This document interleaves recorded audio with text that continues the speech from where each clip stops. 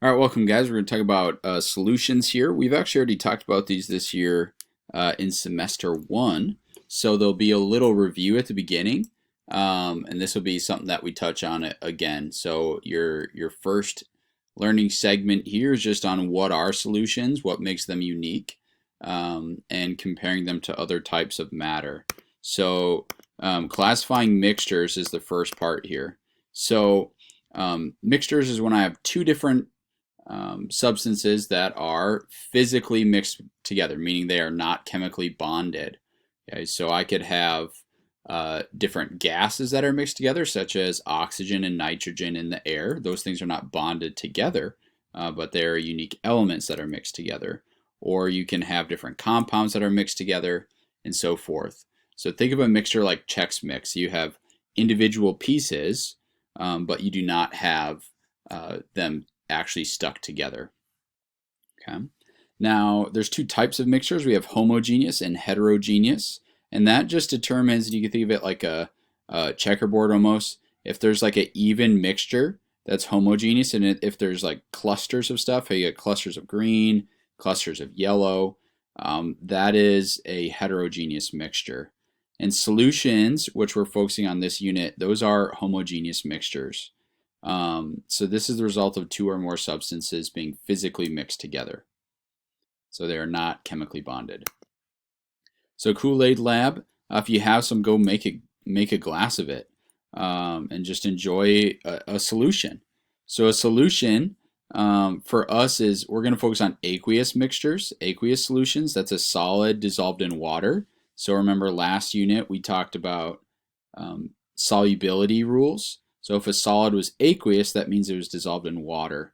So imagine we all made Kool-Aid. Would we all have the same strength? No. And the difference is, maybe somebody makes it really strong, somebody makes it really weak. That's called concentration. And in concentration is a ratio of a smaller ingredient, what we call a solute, to a larger ingredient, which is volume in most cases. So for us, the solute is going to be in mass, in grams, or moles more specifically to volume in liters. So if we look over here, this is the process of dissolving. So here we have just regular table salt. You'll notice that water molecules kind of attack the solid and pull it apart. So I get sodium, the purple, or sodium is the green, sorry, and the purple is chlorine. And because the water has positive and negative sides, it's able to pull apart the positive and negative ends. And then here you see a liquid food coloring dissolving in water. And over time, because these particles are constantly in motion, eventually that would become evenly mixed and you'd get a blue mixture there. So aqueous solutions are a homogeneous mixture of two or more substances. And there's two pieces. We have the solute, that's the particles that are dissolved.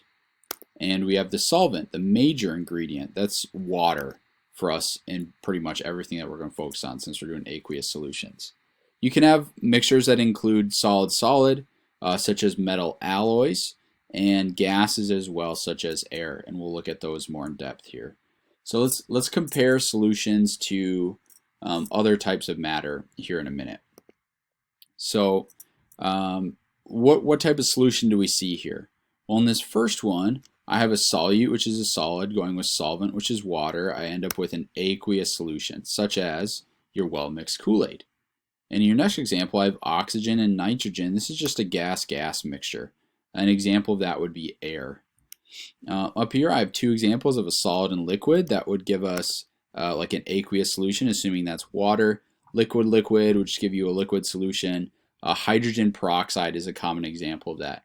If you look on it, it says 3% hydrogen peroxide a lot of times on the bottles you buy at home. The other 90% is water. If you thought about like a soda, this actually has multiple types. You have a gas and a liquid, so the carbonation being dissolved in the water, and an aqueous solution as well as the sugar mixed with the water. And those are some of the basic pieces. So these are just different types of solutions. Remember, you can always pause and go back because I have a time limit for recording. I got to keep moving. So feel free to pause if you need to at any point in time in this video. So let's talk about, if you look at mixtures, we have two types, homogeneous, evenly mixed, and heterogeneous, unevenly mixed. And that means matter or different types of mixtures. We have three general types: solutions, suspensions, and colloids. And one thing you'll notice is that as you go from solution to suspension, the particles get bigger. So the bigger the particles are, the harder it is for them to be evenly mixed. That's just kind of the nature of it. So a solution, as we know, is a homogeneous mixture of two or more substances. Examples of that would be like salt water, Kool-Aid, or air. Colloids, these mixtures look evenly mixed, but at the molecular level they are actually not. So that'd be like milk or peanut butter or shaving cream. These things to the naked eye look like they're evenly mixed, but they're actually not. And the other type of heterogeneous mixture is a suspension. These are mixtures where the particles are so big that they settle to the bottom of the container after you stir. So think like pulp and orange juice. Over time the pulp settles out, so you'd want to shake it up to get that pulp evenly mixed before you pour it. Other examples would be like muddy water or sandy water, cornstarch being mixed with water. The bigger the particle, the more likely it is to be pulled out of solution. So if we, again, pause if you need to get this down, but the type that we're focusing on is solutions. You do have to be able to compare it to colloids and suspensions. So the next slide is actually a short video clip, which I will look at here. So here you have a solution, a colloid, and a suspension. And one of the things that you'll notice is that the ability to see through it gets harder, right? So imagine you had really well mixed muddy water. You can't really see through that. That's a good sign that it's a suspension, but solutions tend to be able to be seen through to some extent. Okay, so let's look at this. So one thing you'll notice is the particles are small here, bigger and bigger, and the bigger the particles get, the easier it's going to be, and then they're going to actually shine a light through it. And as the light is shined through the solution, what you'll see is that the dot pretty much went directly through it. Okay, if I look at what it looks like in the liquid, I don't really see the light shine through it at all. Okay, I can't see the light in there. But then when I go to the suspension, or the colloid and the suspension, what you'll notice is that I can see some of the light in there, and then when I go to the suspension, I see even more. And that's due to diffraction, right? The light is hitting the particles. Because they're so big, the light is scattered. And that's one way to determine the size of the particle in a solution or in a mixture as well. Okay? So there's ways you can separate. We're not going to spend a lot of time on this. But evaporation, boiling, condensation, paper chromatography, or column chromatography, I'm not going to spend a ton of time on these things. Just realize that if it's a physical mixture, I can separate it by doing one of these things. Now let's talk about solubility in general. So the ability to dissolve. So there's two types of compounds, polar and nonpolar. And the mantra that we're going to use is that like dissolves like. Meaning that if I have two things that are similar, they will dissolve each other. They are miscible. They will mix or dissolve one another. Immiscible means that two substances will not mix or dissolve. So basically, you don't have to understand this to the same extent, but think about it like a magnet. If I said poles of a magnet, you'd say, well, one's positive, one's negative. So a polar molecule is one that has a positive side and a negative side. It has different charged ends or areas on the compound. And that happens because of what we talked about earlier this year, which is called electronegativity. So certain atoms hold on to electrons more tightly than others. So polar compounds will dissolve polar, and nonpolar dissolve nonpolar. And that's really all you have to know here, is that if I see two things that are mixing, I'm assuming they have the same polarity. Either they're both polar or they're both nonpolar. If I say two things that don't mix, it's the opposite. Okay? And that's because if I look at water, which is our common solvent here, I get a positive side and a negative side to the atom, or the element, or the compound here. And then they line up. So if I have two polar solvents that I mix together, what I'll see is that over time, so ethanol is a polar compound and so is water, over time they'll evenly mix. because of the attractions between the molecules being similar. So they can mix past each other. I'll say it this way. Imagine socially, you tend to spend more time with people you know, right? Unless you're very extroverted, which bless your soul. But if I go to a place where I don't know a bunch of people, I tend to go to the people I know first, and then from there disperse. But I tend to more easily mix or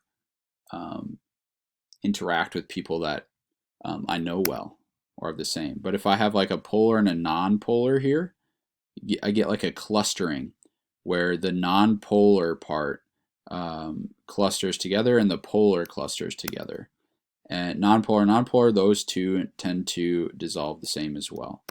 So, imagine I have these two examples. I have a polar solute or solvent that's water in an ionic compound which has positive and negative charges like salt that dissolves. So they stir, and you start to see it right at the end at the bottom that as they stop stirring, the bubbles that are in there start to go down, and then you get a clear liquid again.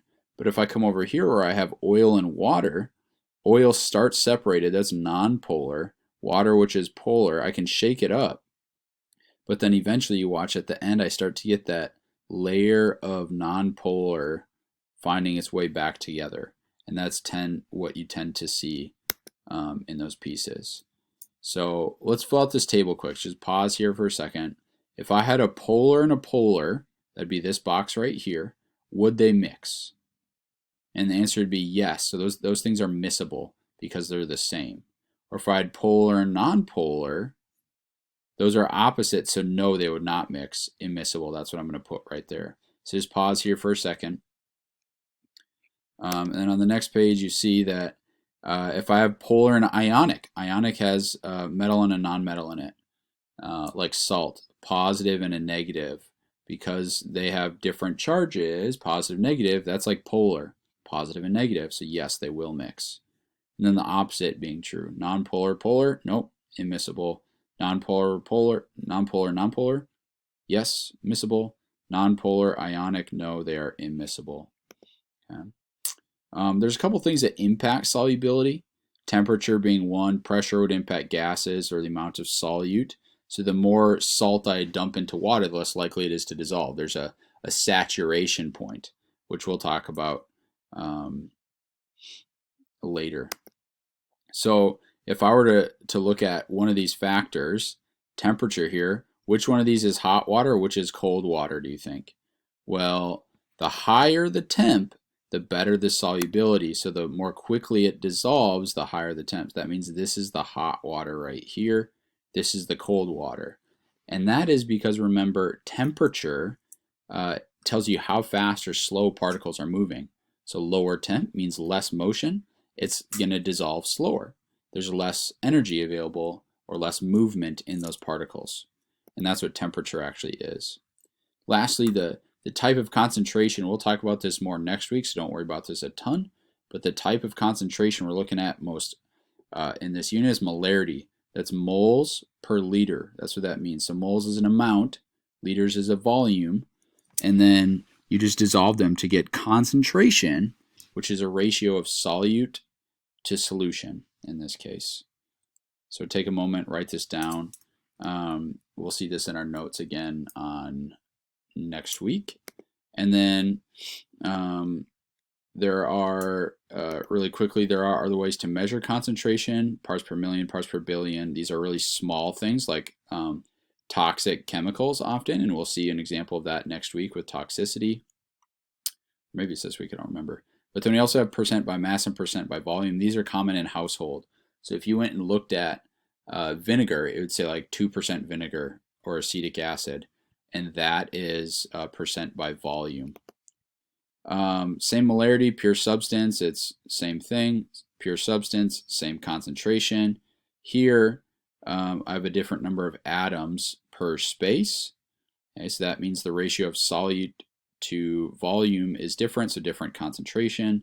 And same thing here, different amount of solute per volume gives you different concentrations or molarities. All right, guys, have a great week. Let me know if you have questions. These are just some of the basic concepts that we'll be looking at.